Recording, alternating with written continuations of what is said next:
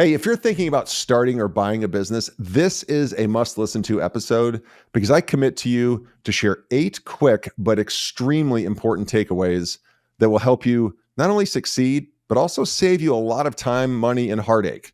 And honestly, what I'm going to share may even make you take pause and not start a business. And that's okay because either way, you'll be better prepared to start one or realize, maybe this isn't for me. Because this episode is episode 159. I've done 159 episodes of the ThriveMore podcast. And I have to tell you, I've been so blessed to have interviewed some absolutely amazing guests. The guests on this show have been educational, entertaining, funny, and just inspired me. And I hope they've inspired you. And hope you've gleaned a lot from these episodes. But that being said, after today's episode, I'm going to take a beat. I'm going to pause the ThriveMore show for a while, and all 159 episodes will remain available, wherever you watch or listen to this show. And I hope you can use the episodes as a way to build your skill sets, broaden your perspective, and get 1% better every day. But before you go back to the whole catalog or listen to anything else, I want to take this last episode to share 8 mission-critical lessons that this podcast, and honestly, owning 9 different businesses, have taught me. And I'm certain that you can benefit from the information I'll share. So let's get into it. After 159 episodes, here's the first takeaway. I want to share with you that too many people want to build or buy a business so they have freedom, right? Freedom. Well, social media and all that stuff, it's positioned entrepreneurship as this revered status symbol, with pictures of working from the beach or, private jet and world travel while the dollars just come piling in month after month after month. Nothing could be further from the truth. The people that are selling that dream are probably some of the same people that are trying to sell a program or some get-rich-quick, scheme or some course. Because here's the real question. Do you really believe that if those people were making that much money that are making those posts, that they would be so focused on teaching us how to do it? Or wouldn't they just continue to scale what they're doing with their own team and make a lot more money than selling courses or programs or whatever they're hawking? So the real answer is, most of it's BS. The Lambos are rented, the jets aren't real, and those pictures are really questionable. Because business takes hard work, lots and lots of hard work and long hours and odd hours and significant risk. It's not for the weak at heart. There is no get-rich scheme that pans out in the long term. But hard work and aligning yourself with the right people almost always shows a profit.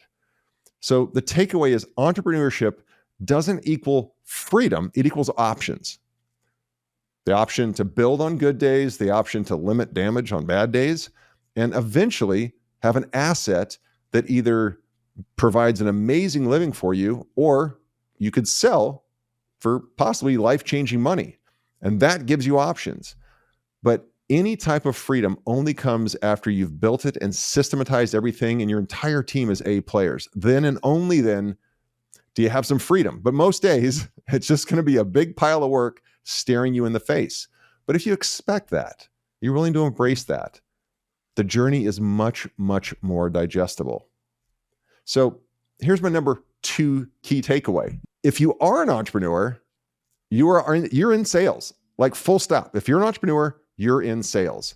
And I hear so often from business owners, and I work with a lot of them, oh, I don't like to sell. I hate selling. Well, from my experience working with over 200 business owners, I can confidently share that business owners who don't view themselves as the chief sales officer for their company, they're bound to fail or stagnate at best, because sales makes business grow. And you've heard me say this on the show before. Business owners should embrace their role in selling to grow and scale.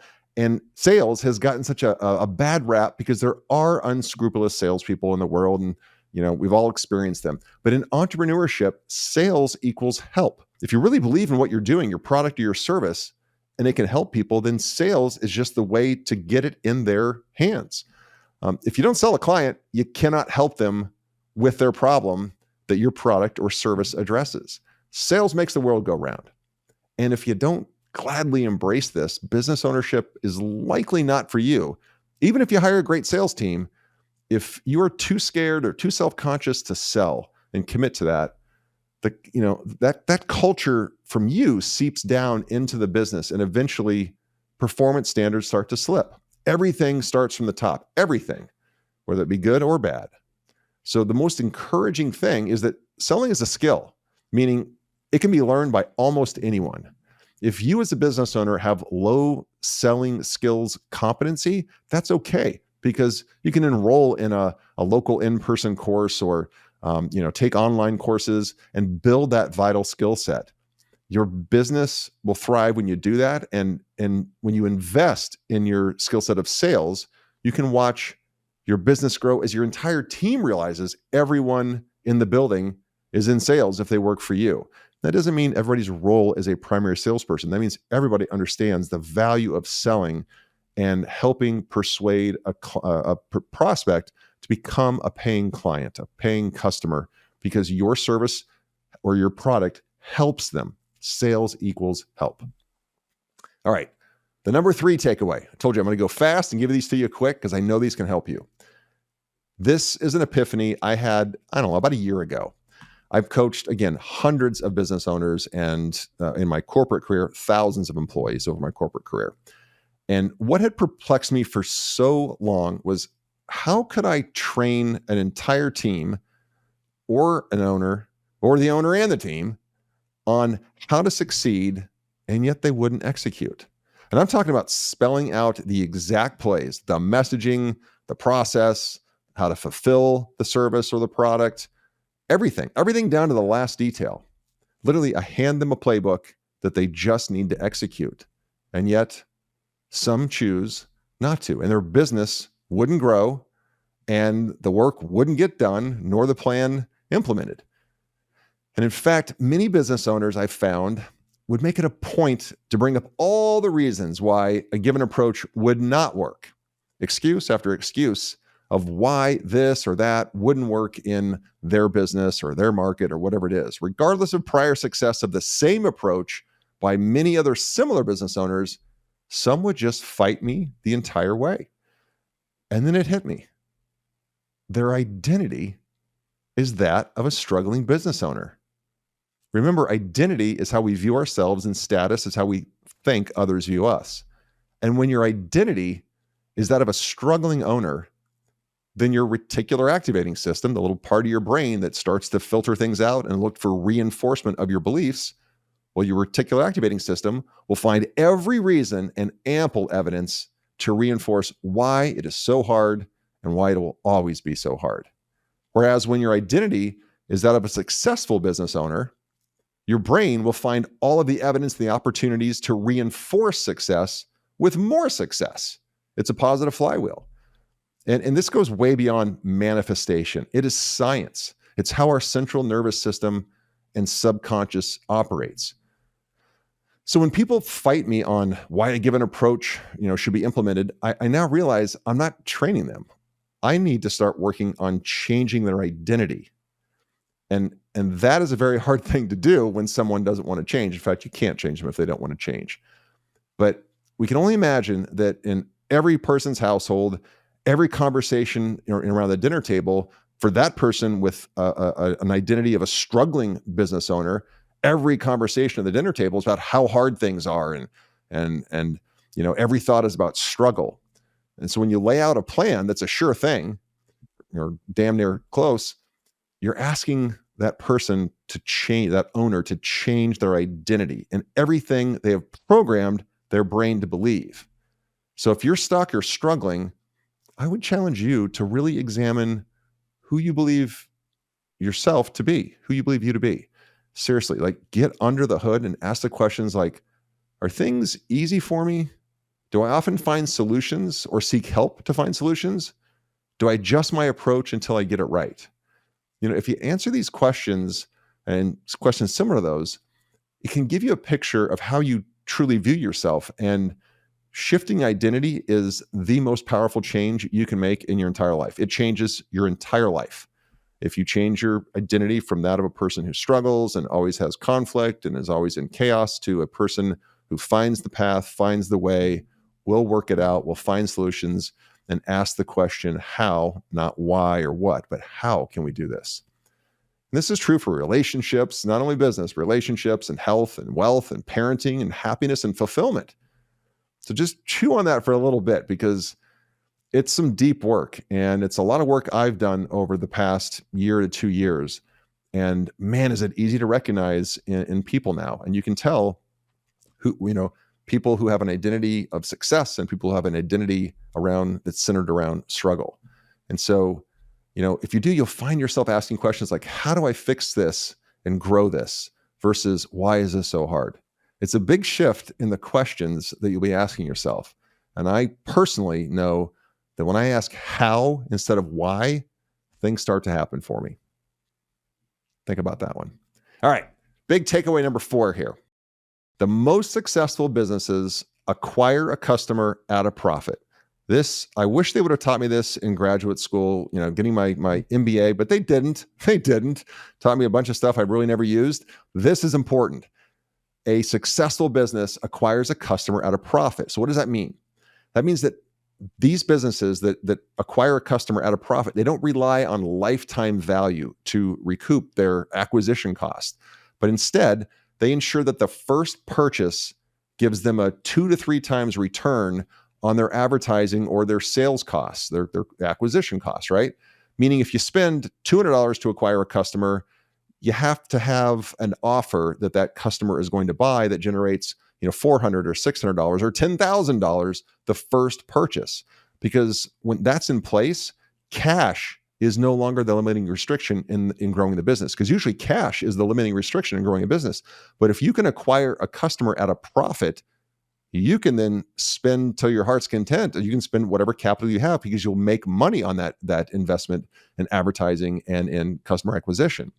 Now, there's going to be other bottlenecks like staffing and fulfillment and product availability and all that stuff, but cash will not be the limiting constraint, and you can scale as fast as you can address those other rate limiting factors in the business. So you kind of solve the cash issue, and then you just start solving the additional issues. But too often, a business owner will rely on the strategy or even hope that a customer will stay long enough to recoup the investment that they had to make to acquire that customer in advertising or sales costs or commissions or whatever it is. Well, that can work in a limited number of industries where, customer churn is very, very low single digit, but usually those industries are heavily funded with capital up front, and most small and mid-sized businesses, they don't really have access to that same type of capital. So instead, the most successful entrepreneurs that I've spoken with on this show, they have offers that more than cover the cost of acquiring a new customer with the first purchase. Cash is king, queen, prince, and princess. And you've heard me say that before, because it's the oxygen of a business. It's how the business lives and thrives. So if you structure your offer right and the business has the oxygen to thrive, then you'll have all the cash you need to grow and solve all the other issues that may be a rate limiting factor. That's an important one. Number 5, takeaway number 5. We're halfway done. Now, this is kind of related to the last point, and I can confidently say that whatever your business sells, your prices are almost surely too low. I know. And I've been guilty of that in the past myself. The best small and mid-sized businesses that are incredibly successful do not compete on price. They can't. Because a larger, better funded, and better resourced player will eat their lunch. Easiest example is Amazon. They are a killer to compete with because they can always offer the lowest price on any item. Like at any time, they can offer a lower price and do that for a long time, even at a loss, until we, as a small business owner, goes out of business. So we can't compete on price. Now, customers want a good deal, flat out. I want a good deal. You want a good deal. We all do. But what we want most is we want our problem to be solved. Customers most value that your product or your service can address their pain points. And the customers are willing to pay a premium to solve their problems.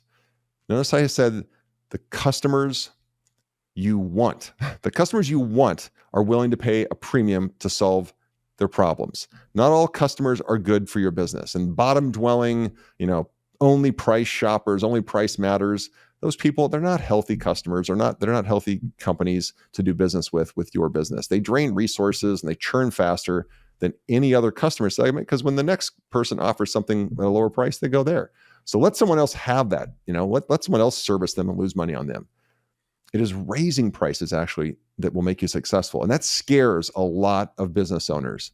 But in today's world with inflation and uncertainty, you must exercise pricing power and raise prices. And you start with raising them with your new customers, and then you introduce that price increase to your existing customers with a ramp-up period. Like, you alert them that, hey, you're going to be, grandfathered in for the next 6 months because you've been a great customer. And then only after 6 months will your price increase to the level that other customers are. You're going to lose a few customers. Like you're saying, oh, I'll lose customers. You will. But if you raise prices enough, you'll more than make up for the customers that you lose, and you'll have to serve fewer customers to make even more take-home profit, right? So it's, yes, raising prices is scary because you think you may lose some customers, and you will. But if you raise your prices accordingly, in the right way, with the right type of communication, you'll actually only lose a few, and you'll be making so much more margin on fewer customers, you'll actually have more take-home profit. And business is not about revenue. It's really about profit. Profit is how you pay your mortgage and you pay for your cars and your vacations and fund your lifestyle. Profit, not revenue. All right. Just 3 more takeaways I want to share with you, and I'm confident they'll help your business grow. So on we go. Too many people, and I've learned this on this show too. This is the stuff I've learned after 159 episodes on this show, and owning 9 different businesses and helping 200 some plus business owners. Too many people complicate their business. Like the guests I've hosted on this show who own businesses that have scaled and scaled fast, they boil it down to the following flywheel. A business generates a lead. That lead is nurtured through automation, in-person visits, phone calls, or other education and other ways to create awareness around your product or service or your company. So that lead then is nurtured and then eventually sold and becomes a customer. Then the business needs to fulfill on the brand promise by delivering or over-delivering, hopefully, what was expected by the customer. And then the business works to ascend that customer to a higher level of spend for more or better products or services offered by your company. Rinse and repeat. That's it. That's business. Like in its simplest form, yes, there's product development and market testing and technology changes, and there's 1,000 other variables. I get that. I totally get that. But at the end of the day, every successful small business owner and entrepreneur, and I've talked to some entrepreneurs that are very successful on this show, very, very successful. They understand that their business is about generating a lead, nurturing that lead, then converting that lead, fulfilling, and then ascending that customer to a higher level of spend. All the other functions in the business support that chain of events that allows for the cycle to repeat and continue on auto repeat, actually. So keep it simple and focus on the key tactics that actually move the needle daily. And man, just generate leads, nurture them, sell them, fulfill, and then ask them to buy more stuff. Rinse and repeat, rinse, repeat, rinse, and repeat. I know that's oversimplified, but I'm telling you, it is about that simple when it comes to a small business or a mid-sized business. So second to last key takeaway here. Nobody knows who you are. Ouch, I know, right? Oh, did he say that? Yes. And I feel the same way. As small and mid-sized business owners, we all assume that our potential customers, they know about us, right? Because how could they not? We tell everybody we know, we've been in the community for a while. But they don't. Our customers are focused on themselves and they have their own stuff going on. It's only when we scream it from the rooftops that people start to notice. This means almost all small business owners are not marketing enough and need to invest more in bringing attention to their brand. Make no mistake, it's not about your brand or my brand. It's about what the brand, the business can do to solve the customer's problem. And the customer wants to know that you understand them. And that's why you should always lead with the problem in your advertising and your promotion, in your cocktail hour sessions with people. And you're hanging out at a cocktail party, you're talking to someone, you always want to talk about how you solve problems, and not your business and what you do, but how you solve problems. Word of mouth is great and it's very inexpensive, but to scale, you almost always have to pay to acquire customers and invest heavily to acquire customers. And of course, said earlier, we want to acquire those customers at a profit. The legendary direct marketer Dan Kennedy, once said that the business that can pay the most to profitably acquire a customer will win every time.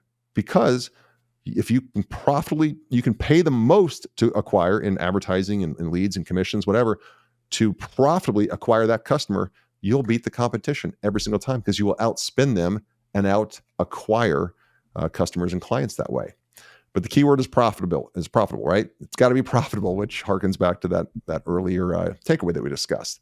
That means your offer needs to generate 2 to 3 times the minimum return on your ad spend or your acquisition cost. With one of my companies, we've spent over 7 figures advertising in a single mid-market city. Yet, if I tap a stranger on the shoulder, and we've been doing that for 7 years, so like a lot of money over about a 7-year period of time. And if I were to tap a stranger on the shoulder in this mid-sized city and ask, hey, have you heard of this business? 80% of them will say no, or maybe, I think so. It just shows that we have to constantly invest in buying attention. Attention is the new currency. You've heard that. And with attention, you have the ability to monetize it. If you don't have the attention, it's impossible to monetize anonymity in the marketplace. Impossible. And too many business owners, they view advertising as an expense, but truly it should be seen as an investment in the growth of the business. You spend $10 and you make 30 or 40. You invest 10, you make 30 or 40. Invest 10, make more. Invest 10, make more. Invest, and make more. So it goes without saying, but I'll say it anyway. Of course, a business needs a thorough lead nurture system that ensures every lead is brought through the funnel, resulting in a maximum opportunity for purchasing. A good funnel can make or break a business, like flat out a good funnel. And when you think of a funnel, I think sometimes people think like a landing page, or a funnel is really everything that you do to take that lead who just became either problem aware or solution aware or your company aware, and bring them down through a process of education and communication.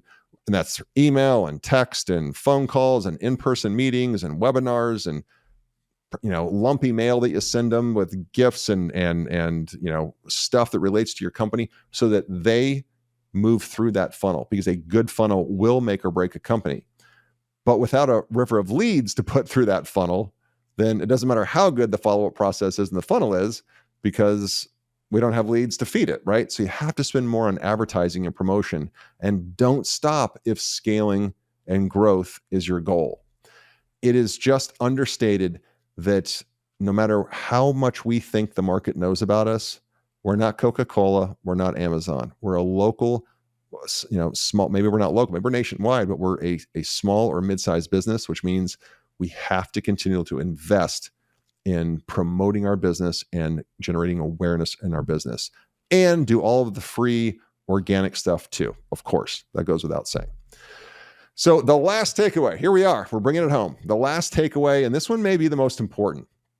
In entrepreneurship, the goal is to build a business that can run without you most days. Now, it will never just completely run without you, not that I know of, and either have it build wealth for you and create this lifestyle, or position it for a sale to capitalize on the enterprise value. But the rub is, if you don't build the systems and the processes, and more importantly, if you are the face of the business, if you are the business, then you not only have just built yourself a job, but you've built yourself a jail, a jail from which you cannot escape until you create the processes and the systems and the team that will allow you to not be the face of the company.